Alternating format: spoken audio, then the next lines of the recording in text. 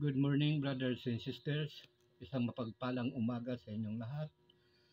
Ako nga pala si Brother Chito, muli na maghahatid sa inyo ng mabuting balita ng Panginoong Hesus, ang mabuting balita ng kaligtasan. Purihin natin ang Diyos, purihin natin ang Panginoong Hesus. Bago po ako mag-umpisa, ako po ay mananalangin. Gracious God, we humble approach you today, acknowledging that it is only through your grace and guidance that we can stand before your people. Open our hearts and minds to receive your word and grant us the wisdom and charity to proclaim it faithfully. May our words be a reflection of your truth, and may your spirit empower us to speak with boldness and love. We pray that your message will resonate in the heart of those gathered here, and that they will be transformed by the power of your word. In Jesus' name, we ask. Amen. Thank you, Lord. Thank you, Jesus. So yan muli, brothers and sisters, si Brother Chito. Isang mapagpalang umaga sa inyong lahat, saan man kayo naroroon sa apat na sulok ng daigdig na ito, o dito sa Pilipinas, na kahit saan man kayo naroroon, Luzon, Visayas at Mindanao. Samot dalangin ko, sumainyo ang pagpapala ng Diyos Ama, Diyos Anak at ng Espiritu Santo. Sumainyo ang kapayapaan ng Panginoong Hesus. So yan po, brothers and sisters, ang ibabahagi ko po sa inyo sa bidyong ito ay pagre-review po sa ating pagsunod sa Panginoon, pagsunod sa Diyos. Nasaan na nga ba tayo? Saan nga ba may hahalintulad tayo sa panahon natin ngayon? Palagay ko, para sa akin, may halintulad po tayo sa isang puno ng igos. Ayan po ang tutunghayan po natin ngayon, ang gagawin natin ebanghelyo. Para tutunghayan po natin dito sa aklat ng Lucas chapter 13, 6 hanggang 9. Unawain po ninyo ito kung kayo po ay mapanood po ninyo, para nang sa ganon ay mapakinabangan po natin yung ating pakikinig. At nang sa ganun ay tumimo sa puso natin anumang mga pagsubok, anumang mga unos na dumarating sa buhay natin ay mapagtatagumpayan natin basta't kasama natin ang Panginoong Hesus. Ayan. So ito po. Sinabi sa kanila ni Hesus ang talinghagang ito.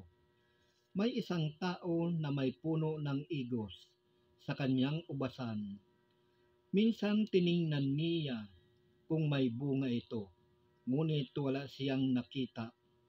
Kaya't sinabi niya sa tagapag-alaga ng ubasan, 3 taon na akong pumaparito at naghahanap ng bunga sa punong ito, ngunit wala akong makita. Putulin mo na, nakasisikip lang iyan. Ngunit sumagot ang tagapag-alaga, huwag po muna nating putulin sa taong ito. Huhukayan ko ang palibot at lalagyan ng pataba. Kung mamunga po ito sa darating na taon, mabuti. Ngunit kung hindi, puputulin na natin. Yan po mga kapatid, ang mabuting balita ng kaligtasan. Purihin natin ang Diyos, purihin natin ang Panginoong Hesus. So napakalinaw po, brothers and sisters, na dito po natin may halintulad sa panahon natin ngayon yung ating panalig at panampalataya. Sapagkat ilang taon na po tayong pabalik-balik or nakikinig ng salita ng Diyos, ngunit hindi pa rin po tayo namumunga. Ilang taon na po tayo na nakikinig, umaatin sa mga pagtitipon ng banal na pagtitipon, ngunit hindi pa rin tayo namumunga. Dahon pa rin ang nasa atin, ang makikita sa atin. Kapatid, panahon na po upang gawin po nating seryosohin ang ating pananalig at pananampalataya sa Panginoon. Sapagkat kung tutularan lamang po natin yung mga eskriba, mga pariseyo, wala po tayong matatanggap. Sapagkat nakikita ko po sa panahon natin ngayon, araw-araw naman nakikinig ng salita ng Diyos. Ngunit hindi makitaan ng bunga.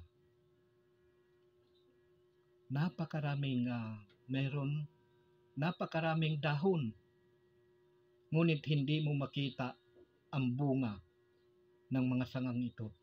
Puro dahon lang. Kapatid, panahon na po upang pag-aralan po natin kung ano nga ba ang meron tayong pananampalataya. Ito ba ay kalugod-lugod sa Diyos? O baka naman niloloko lang natin ang ating sarili? O baka naman nililinlang lang natin ang ating sarili? Sapagkat hindi po mamumunga ang isang puno na kapag katapos po natin makinig ng salita ng Diyos, dadamputin muli natin yung ating lumang pagkatao. Walang kabuluhan po. Yan po ang sinasabi ng Panginoon. Napapanahon na po, nalalapit na po ang pagbabalik ng Panginoong Hesus upang tayo'y sunduin kung tayo'y karapat-dapat na isama niya doon sa kanyang kinaroroonan.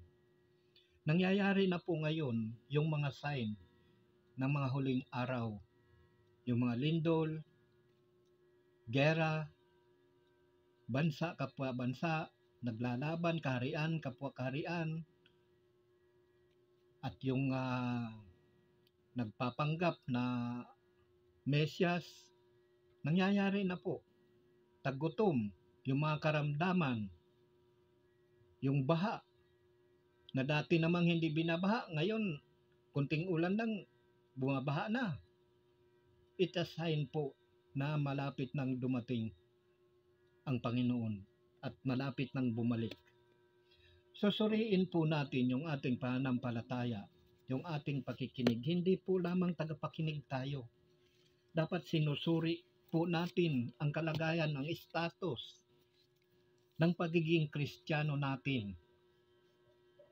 Dapat tinitingnan po natin kung tayo nga ba ay karapat-dapat sa pamumuhay Kristiyano. Nasa atin po iyan. Hingi po tayo ng tulong sa Diyos. Sapagkat hindi po tayo magdadalawang salita na ipagkaloob sa atin yan, ang karunungang iyan. Sapagkat nung ako ay nasa sanlibutan, ganun din po. Nung tinawag niya ako, humingi po ako ng karunungan na nagmumula sa Diyos. Sabi ko, Lord, kung talagang ikaw ang tumawag sa akin,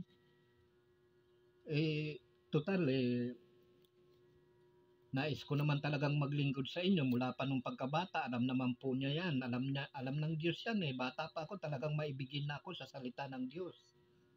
Kaya nga lang, at that time, siyempre bata pa ako, wala akong alam kung ano lang marinig ko. Alam ko salita ng Diyos. Pero meron mga hindi. So anyway, hindi yun ang topic natin. Na kwento ko lamang yun. Dahil nga napapanahon. Ayan. So, sabi ko, Lord, kung talagang ikaw ang tumawag sa akin, bigyan niyo ako ng pagkakataon na makapaglingkod din po sa inyo, makapagpasalamat po sa inyo sa pamagitan ng paghahayag ng mabuting balita ng Panginoong Hesus. Which is, hindi po ako nagkamali, ipinagkaloob niya po sa akin. Ito ngayon, nagpapahayag po ako. Hindi po ito gusto ko. Hindi ito kagustuhan ko na ginagawa ko po. Tinawag po ako ng Diyos sapagkat wala naman po akong alam tungkol dito, tungkol sa kanyang salita. Tinawag niya po ako sa pamagitan ng mga karamdaman. Sa pamagitan ng mga karamdaman, dumapit ako sa kanya.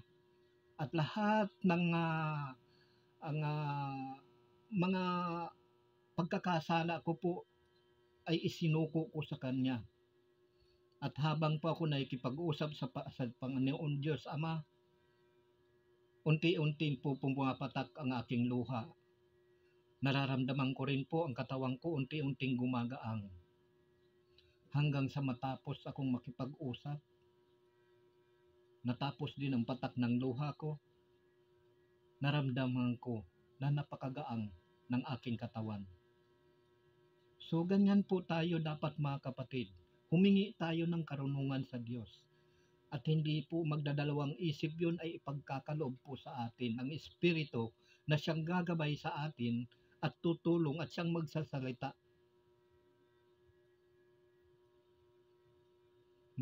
Mangyayari din po ito, magagawa nyo rin po ito. Kung ano yung nagawa ko, magagawa din po ninyo. Kaya lang ihanda po natin ang ating sarili sa mga pagsubok. Kasi daraan po tayo sa mga pagsubok. Parang ginto, dumaraan sa apoy upang malaman kung talagang tunay na ginto. So ganyan din po ang pananampalataya sa Panginoon. Dadaranas po tayo ng mga pag-uusig, kapighatian, mga pagsubok, pagtitiis. Daranas po tayo niyan. Pero wag po tayong panghihinaan ng loob. Dapat po patatagin natin ang ating loob sa pamagitan ng Panginoong Hesus, sapagkat nariyan lamang po siya. Humingi po tayo sa Kanya ng tulong, gabay, at gagabayan niya po tayo. Kapag tayo ay natutumba, babangon niya tayo. Kapag tayo ay nadadapa, itatayo niya tayo. Ganyan po ang Panginoon. So, panahon na po, brothers and sisters, upang suriin po natin ano nga ba ang meron tayong pananampalataya sa Panginoon. Baka naman yung pagsunod lang natin dahil lang sa gusto nating makinig ng salita ng Diyos. Well, mabuti po yan. Gusto natin makinig ng salita ng Diyos. Mabuting gawain po yan. But, dapat din po natin papurihan, pasalamatan ang Panginoon, ang Diyos Ama at ang Diyos Anak. Sa pamagitan ng ano? Sa pamagitan ng bunga po natin. Sapagkat kung puro lang dahon ang makikita sa atin, wala pong kabuluhan yan. Mapapapurihan natin, mapapasalamatan natin ang Panginoong Diyos Ama at Diyos Anak sa pamagitan ng mga bunga po natin. Kung tayo po ay sumasagana ang bunga natin, lalong napaparangalan natin ang Ama. Kaya suriin po natin yung pananampalataya natin. So ano nga bang ibig sabihin nito? Ang sabi dito, 3 taon na akong pumaparito at naghahanap ng bunga sa punong ito. Ngunit wala akong makita. Putulin mo na, nakasisikip lang iyan.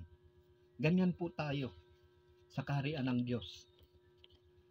Kung puro pakinig lang po tayo, puro dahon lang po tayo, puputulin po tayo. Katulad po nitong nangyari sa puno ng igos. Tunghayan natin dito sa aklat ng San Marcos chapter 11, 12 hanggang 14. Wag naman po sana na matulad tayo dito sa puno ng igos na ito na puro dahon lang, hindi namumunga. At puputulin po tayo. Kinabukasan nang sila'y pabaliknan mula sa Betanya, nagutom si Jesus. Natanaw nito sa di kalayuan ang isang puno ng igos na madahon. Ayan po tayo niyan, madahon. Nilapitan niya ito upang tingnan kung may bunga, ngunit wala siyang nakita, kundi mga dahon, sapagkat hindi pa kapanahunan ng igos noon. Kaya't sinabi niya sa puno ng igos, wala nang makakakain pa ng iyong bunga. Ito'y narinig ng kanyang mga alagad. Ayan po, wala nang makakakain pa ng bunga sa puno ng igos na iyon, sapagkat natuyo po siya. Ganyan po ang mangyayari sa atin kung tayo po ay mananatili na hanggang tagapakinig lang lamang, hanggang dahon lamang po tayo. Hindi po tayo mamumunga. Halimbawa, tayo po isang magsasaka. Kahit yung papaya na lamang, halimbawa natin, nagtanim ka ng papaya sa bukid mo, doon sa bukirin mo. Tumaas na ng tumaas at napakaraming dahon, ngunit wala siyang bunga. Anong sasabihin mo? Putulin na natin ang puno ng papayang ito at palitan natin ng panibagong prutas or gulay. Ganyan po ang sasabihin natin. So ganyan din po ang kalagayan natin sa Diyos. Kung hindi po tayo mamumunga, wala pong kabuluhan. Puputulin po tayo katulad ng igos na ito na puro dahon lang. Kaya suriin po natin yung ating pananampalataya. Ayan. At natuyo, ganun din, natuyo ang igos. Tingnan natin dito sa aklat ng Mateo 21, verse 18 hanggang 19. Kinaumagahan habang pabalik si Jesus sa lungsod, siya'y nagutom. Nakakita siya ng isang puno ng igos sa tabi ng daan at nilapitan ito, ngunit wala siyang natagpuan kundi mga dahon. Kaya't sinabi niya sa puno ng igos, hindi ka na mamumunga kailanman, at pagdakay natuyo ito. Ayan. Baka ganito po ang mangyari sa atin kung tayo po ay magpapatuloy na hindi mamumunga. Ano po ba ang ibig sabihin ng pamumunga? Ano po ba ang bunga? Ito po, ang bungang ito ay mabubuting gawa po natin. Sapagkat kung makikitaan po tayo ng mabubuting gawa, yan po yung bunga natin. Bunga ng pakikinig natin ng mabuting balita ng Panginoong Hesus na inihahayag sa atin ng mga taong naghahayag. Yan po yan ang ibig sabihin yan. Sapagkat kung tayo po ay mamumunga ng mabubuting gawa, ang Ama po, ang Panginoong Diyos, Ama, Diyos, Anak ay napararangalan natin sa pamagitan ng ating mabubuting gawa. Hindi po literal na bunga yan. Yan po yung mabubuting gawa ng tao na makikita sa atin. Kaya napaparangalan po ang Ama.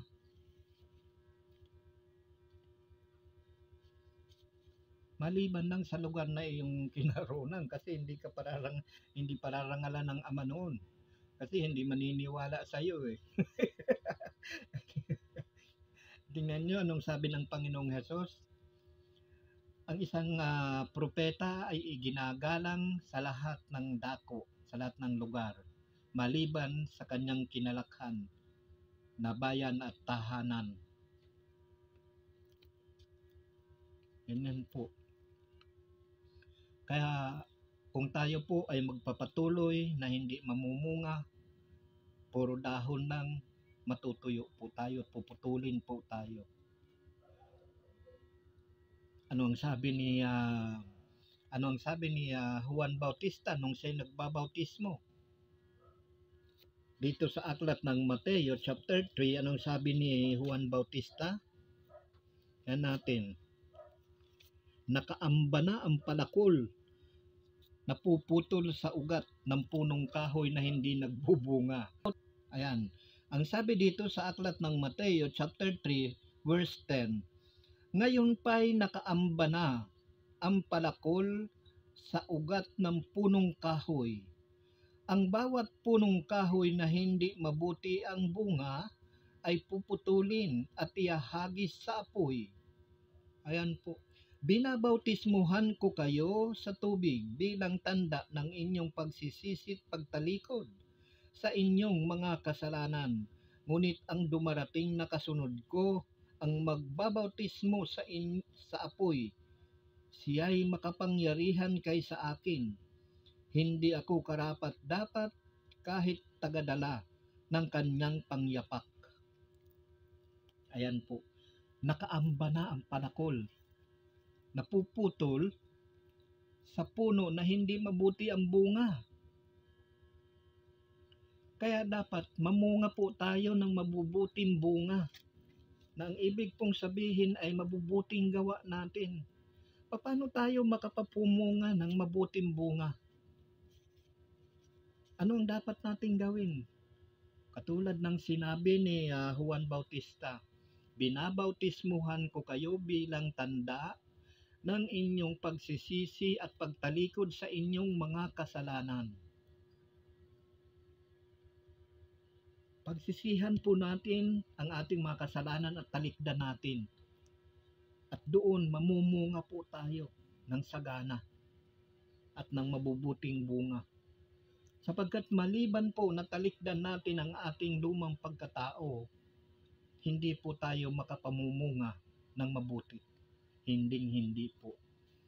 Ako nga po nakikita ko nga ngayon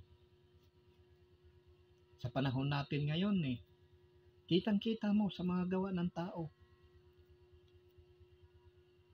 Walang nakakaunawa, walang gumagawa ng mabuti, lahat pakaliwa ang paa.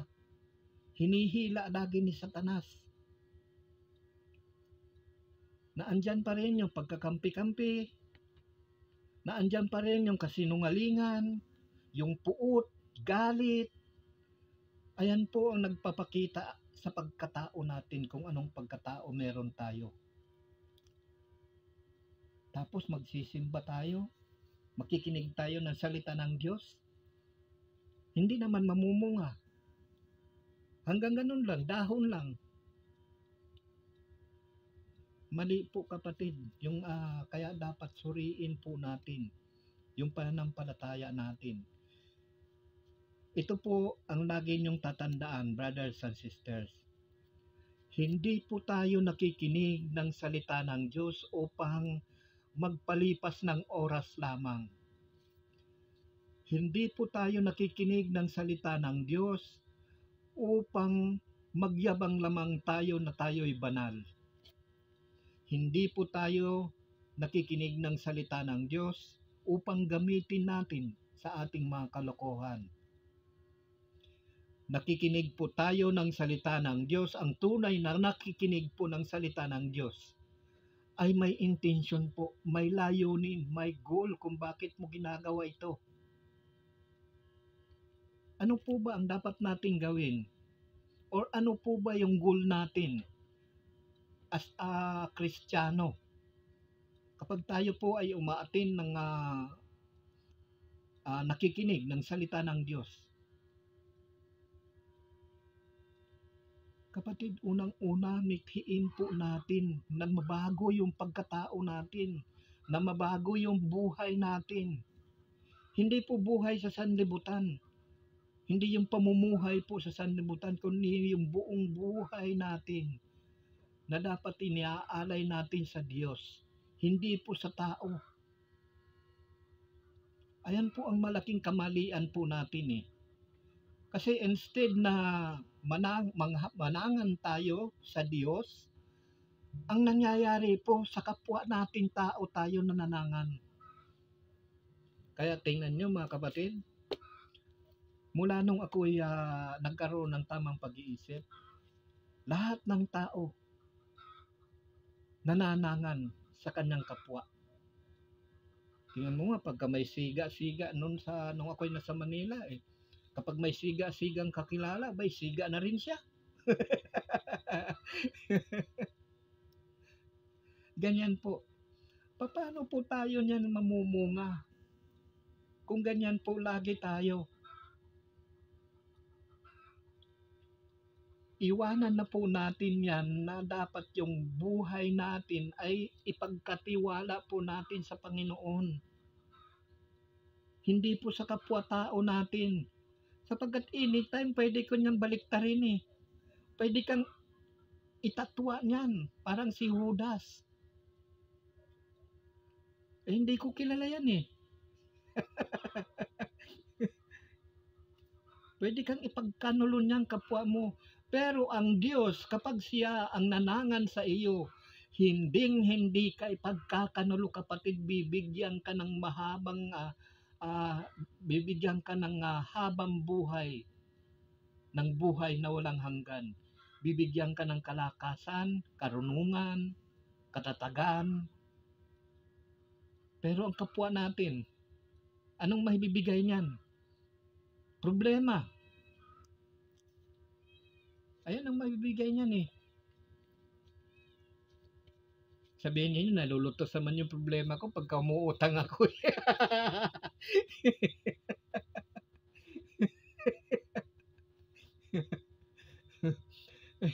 Malulutas ba yung problema mo?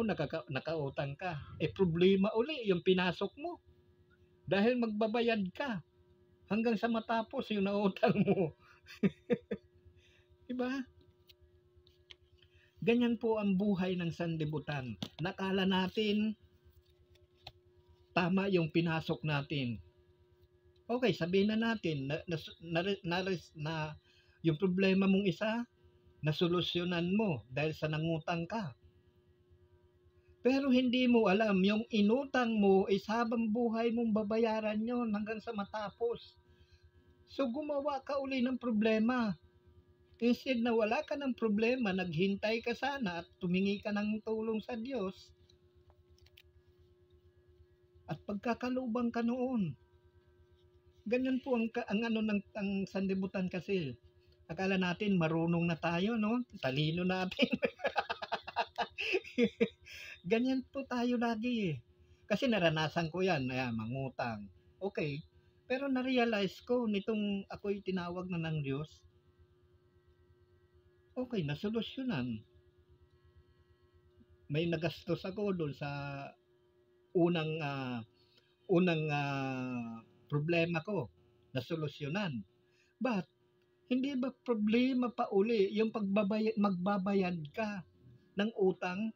Paano kung wala kang trabaho, wala kang pinagkakakitaan? Hanggang sa nalubog ka sa utang. Marami ang nagbibigti dahil sa nalubog sa utang eh. Mali po kasi yung pag-unawa po natin sa buhay natin. Nakala natin nasolusyonan natin. Well, okay, nasolusyonan natin. Halimbawa, birthday ng anak mo, nangutang ka ngayon. So, nasolusyonan yon. Hindi mo ba alam yung pag-utang mo is another problema na naman? Magbabayad ka na naman doon. Paano kung wala ka na naman pambayad? Makikiusap ka na naman doon, problema na naman sa inutangan mo.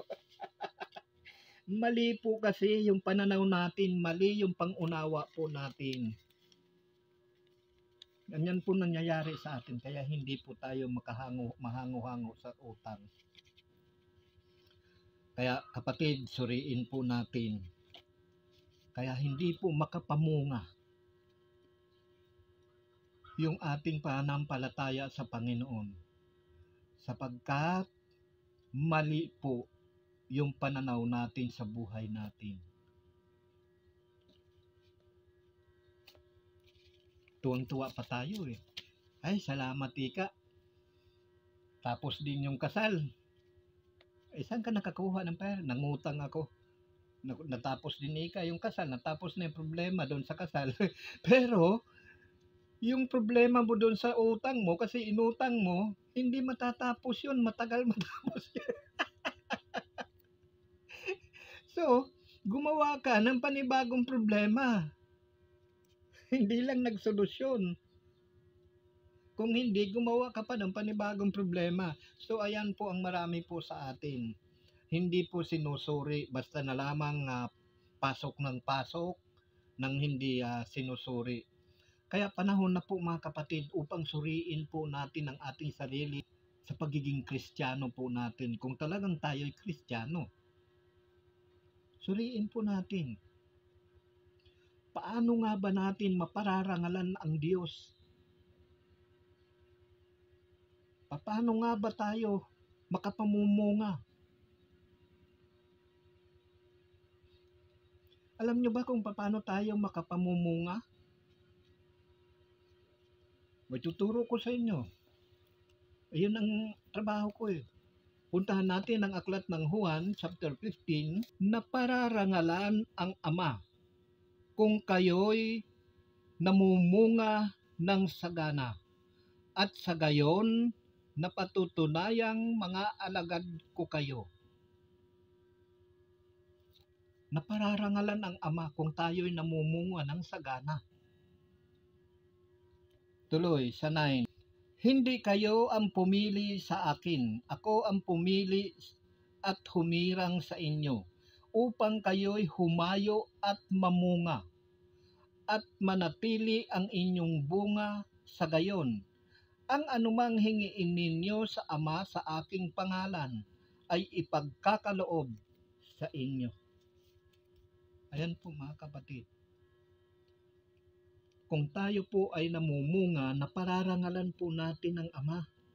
Napararangalan ng Ama kung kayo'y namumunga ng sagana, at sa gayon napatutunayang mga alagad ko kayo. At anuman ang hingiin natin sa Ama sa pangalan ng Panginoong Hesus, ay ipagkakaloob sa atin. Pero ang dapat nating gawin ay ano ang sabi ng Panginoon? Ako ang puno ng ubas, kayo ang mga sanga. Ang nananatili sa akin at ako sa kanya, ang siyang namumunga ng sagana, sapagkat wala kayong magagawa kung kayo'y hiwalay sa akin.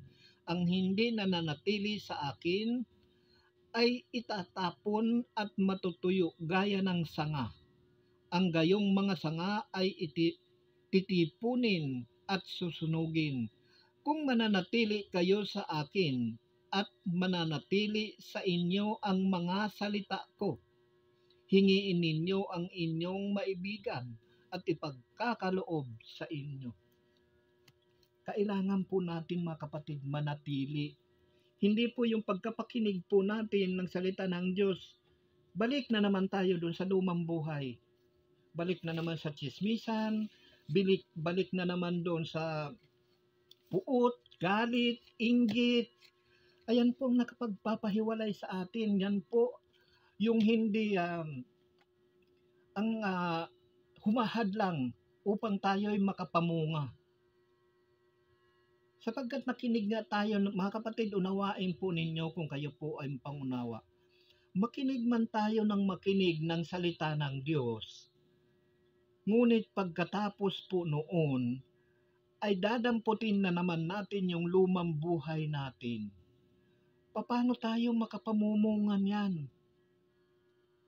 Kaya po tayo nakikinig ng salita ng Diyos upang mabago po yung pamumuhay natin. Upang manatili po tayo sa Panginoon. Kaya po tayo nakikinig ng kanyang salita. Hindi po tayo nakikinig para ipagyabang lamang natin na tayo'y banal, na tayo'y Kristiyano. Nakikinig po tayo para mapasalamatan, maparangalan ang Diyos Ama at ang Diyos Anak. Yan po yung goal natin ng bawat Kristiyano, mapasalamatan. Sapagkat ang Diyos Ama at ang Diyos Anak at ang Anak ang nagbuwis ng kanyang buhay upang tayo'y iligtas sa kasalanan. Ngayon sa pamagitan ng mabubuting gawa natin, mga kapatid, sa pamagitan ng pamumunga po natin ng mabubuting gawa, napararangalan natin ang Diyos, napasasalamatan natin ang Diyos sa pamagitan ng mabubuting gawa natin. Hindi, makikinig tayo ng salita ng Diyos babalik na naman tayo dun sa lumang buhay. Yan po yung humahadlang, kaya hindi po tayo makapamunga. Kaya panahon na mga kapatid, huwag nating sayangin ang mga pagkakataon na ibinibigay sa atin ng Panginoon. Huwag nating sayangin yung panahon na iginugugol natin sa mga walang kabuluhang bagay. Bagkus, hanapin natin ang katotohanan. Yung mga bagay na makalangit. Hindi po yung mga bagay dito sa lupa. Alam niyo mga kapatid, kung iisipin natin parang yung buhay sa daigdig na ito, Wala walang kabuluhan wala kung talagang iisipin po natin, ikukumpara natin na kung tayo po ay nanalig at nananampalataya sa Panginoon at nananatili po tayo sa Kanya, at yung buhay natin sa lumang buhay, napakalayo po.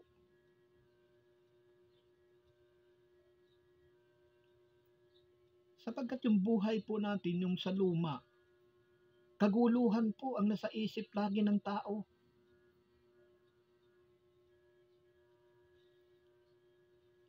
Kaguluhan. Kaya yan po ang humaharang upang tayo'y makapamunga. Kaya tingnan mo, namuti na ang buhok natin lahat-lahat, wala pa rin tayo natututunan sa salita ng Diyos. Tapos ang lakas pa natin tumawag sa Diyos. Kala natin pakikinggan tayo. Kapatid, hindi po tayo pakikinggan ng Diyos. Maliban na ikay pagsisihan ng mga kasalanan at talikdan, hindi po tayo pakikinggan ng Diyos. Paano ko nasabi? Puntahan natin sa aklat ng Isaiah.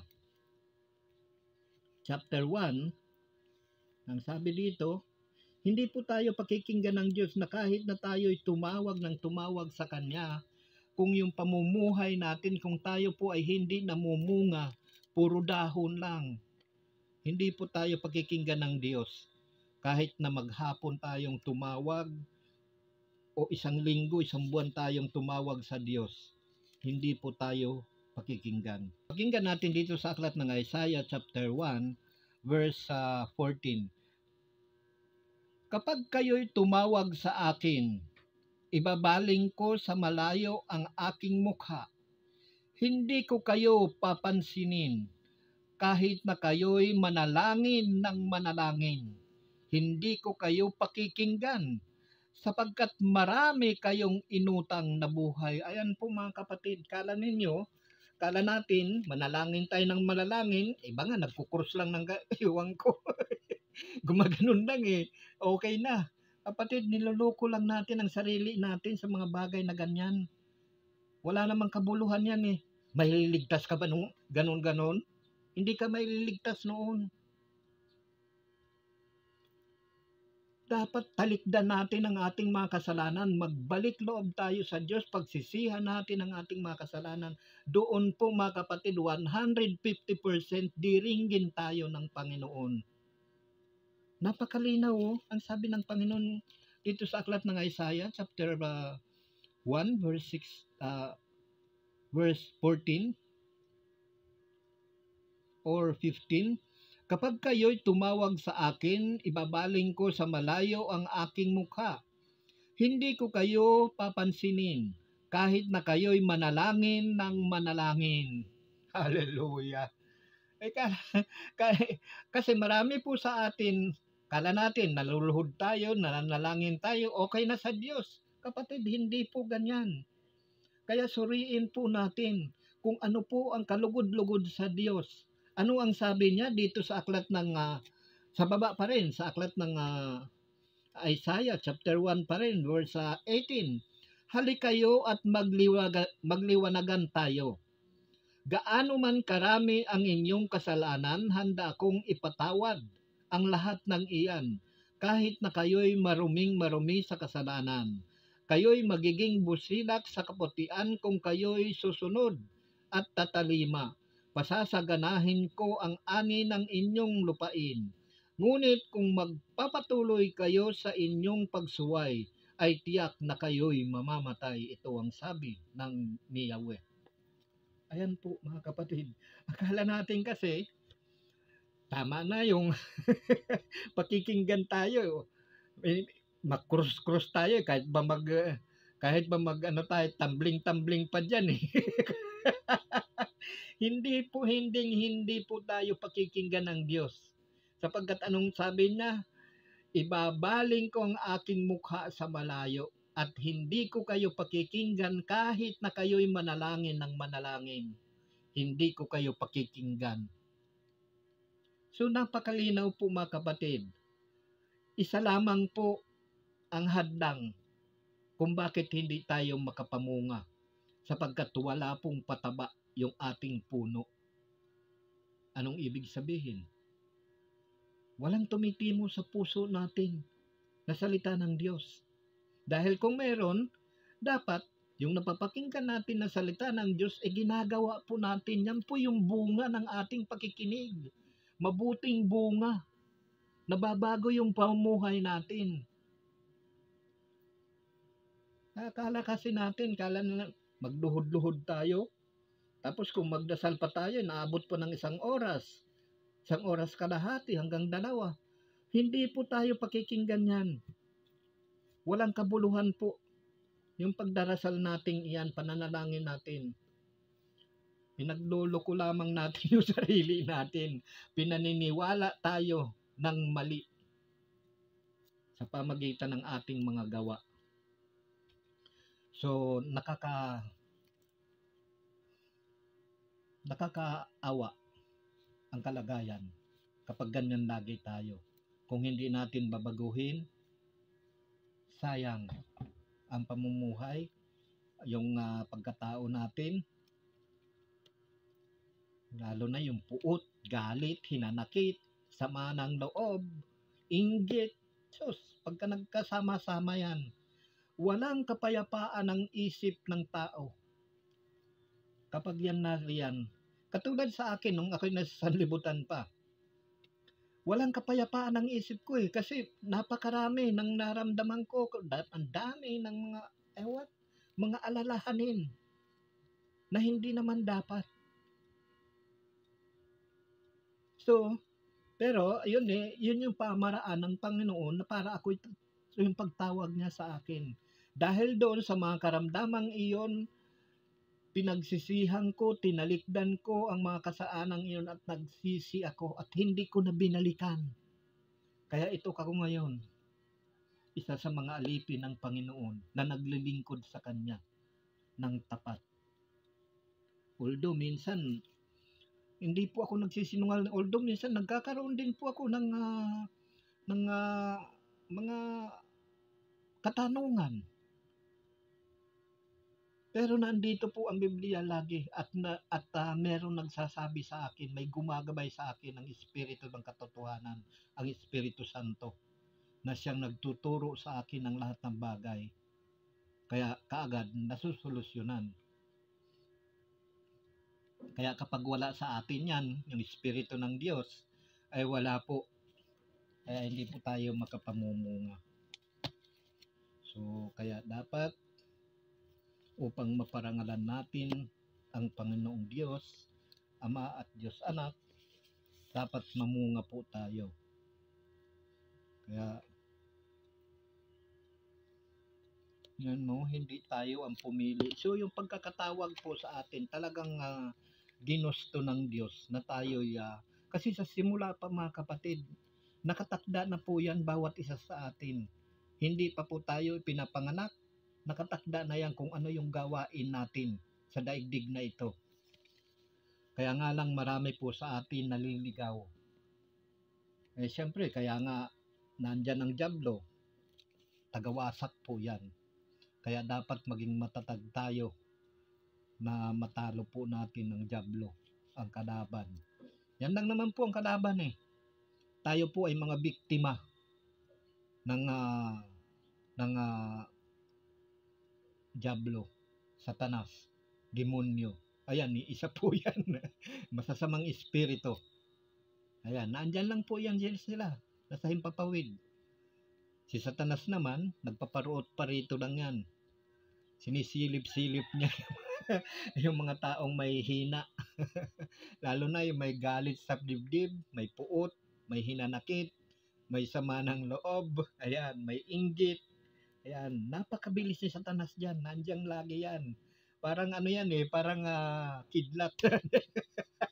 Nasa tabi ka agad yan. Lagi yan bubulong-bulong. Kaya kung hindi natin alam, wala, madadaya tayo ng dyablo. Kaya paalala mga kapatid, suriin po natin yung ating pananampalataya. Suriin natin kung karapat-dapat na ba tayo sa Diyos. Karapat-dapat tayo sa muling pagkabuhay. Karapat-dapat ba tayo sa buhay na walang hanggan. Yan po yung suriin natin. Tayo po ang magkakamit yan, hindi po ibang tao. Kaya iligtas po natin ang ating sarili sa pamagitan ng Panginoong Yesus sa pagtawag sa Kanya. Sapagkat siya makapagliligtas sa atin. Huwag po nating intindihin yung mga ibang tao. Wala pong may tutulong yan. Kung hindi mga bagay din dito sa sanlibutan na nauubos. Kaya maging matatag po tayo. So yun lamang po mga kapatid. Sana po ay unawain po ninyo ang bidyong ito kapag ito po ay napanood ninyo. At isabuhay po ninyo at ganapin po ninyo upang tayo'y makapamunga ng sagana. Yan. So hanggang dito na lamang brothers and sisters, hanggang sa muli. Kung loloobay ng Panginoon na ako'y muling makapagpahayag ng mabuting balita ng Panginoon, ang mabuting balita ng kaligtasan, saan man kayo naroroon sa apat na sulok ng daigdig na ito, anong oras man ninyo mapanood ang bidyong ito. Samot dalangin ko, sumainyo ang pagpapala ng Diyos Ama, Diyos Anak, at ng Espiritu Santo.